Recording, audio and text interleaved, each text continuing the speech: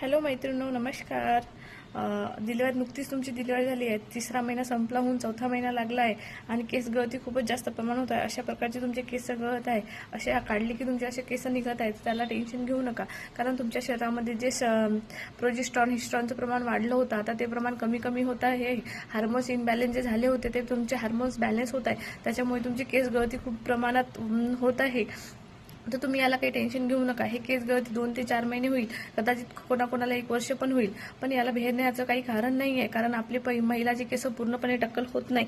जर जुने केस गेले तर नवीन केस येत पण राहते. हे बघा, माझे जुने केस गेले तर मला नवीन केस पण येत आहे.